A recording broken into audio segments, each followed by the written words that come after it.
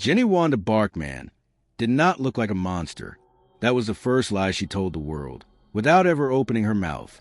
Born on May 30th, 1922, in Hamburg, Germany, she grew up in the shadow of a collapsing republic and a nation slowly surrendering itself to fanaticism. She was young, blonde, confident, and painfully ordinary. Nothing in her early life suggested that she would become one of the most sadistic female guards of the Nazi concentration camp system. But history does not always create monsters from broken childhoods. Sometimes it creates them from ambition, vanity, and silence. By the early 1940s, Germany was at war with the world. Men were sent to the front. Factories, offices, and camps needed replacements. The SS began recruiting women, not to fight, but to guard. Barkmann, barely 20 years old, volunteered. Not out of ideology, not even hatred, but because it promised status, power, and escape from mediocrity. She was trained at Ravensbrück, the notorious women's concentration camp, where cruelty was not only normalized, it was rewarded. There, she learned that prisoners were not human beings, but units, numbers, disposable matter. Empathy was weakness. Sadism was efficiency. In 1944, Barkmann was transferred to Stutthof concentration camp, near Danzig, modern-day Gdansk. That transfer marked a moment when her name would become synonymous with terror. Stutthof was already a place of slow death. Hunger gnawed constantly. Disease spread unchecked. Beatings were routine. Executions were public lessons. But Barkmann did not merely follow orders, she excelled. Prisoners soon gave her a nickname that would outlive her, the Beautiful Spectre. She was tall, striking, and always immaculately dressed. She smiled often, and she killed without hesitation. Survivors later testified that Barkmann selected prisoners for death with casual gestures, sometimes while laughing, sometimes while adjusting her gloves.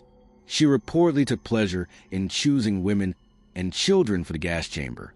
Witnesses described her beating prisoners with a whip until they collapsed, then ordering them dragged away.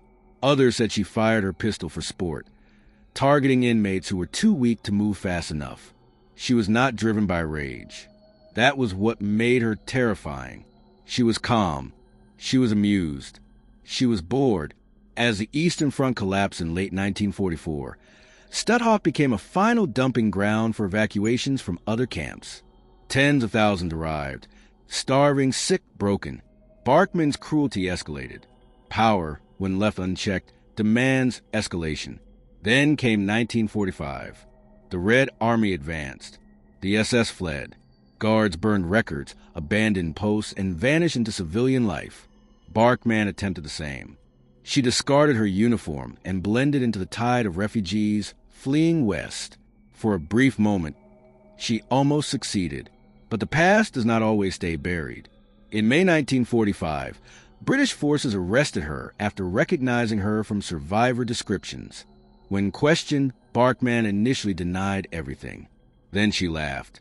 According to interrogators, she appeared more irritated by the inconvenience of arrest than by the accusations of mass murder. She was handed over to Polish authorities and placed on trial in the Stutthof trials, alongside other SS personnel. The courtroom was filled with survivors. Living evidence of crimes she could no longer deny. Testimony after testimony painted the same image. A young woman who enjoyed suffering, who exercised absolute control over life and death, who treated murder as routine labor. When confronted, Barkmann showed no remorse. She did not cry. She did not apologize. She did not deny the system, only her responsibility. She claimed she had only followed orders, a phrase that echoed hollow in a room filled with bones, scars, and memories that would never fade. The verdict was inevitable. In 1946, Jenny-Wanda Barkmann was sentenced to death by hanging. Unlike many condemned war criminals, she did not collapse when the sentence was read. Witnesses said she smiled faintly. The beautiful specter still believed herself untouchable. Execution day came on July 4th, 1946, at Biskupia Gorka, near Gdansk. Public executions were chosen, not for revenge, but for reckoning. Barkmann walked the gallows dressed neatly, her hair styled. On the scaffold, she reportedly turned to the crowd and said her final words. Life is a great pleasure, and pleasure is short. It was a sentence as empty as her humanity. The noose was placed around her neck. The trapdoor opened. But death did not come instantly. Unlike modern executions designed for efficiency, the hanging was crude. The drop was short. Her neck did not break. She strangled. For 20 minutes, Jenny-Wanda Barkmann experienced what she had inflicted on countless others: helplessness, panic, and slow suffocation. Her body convulsed. Her face darkened. The crowd watched in silence. No one intervened.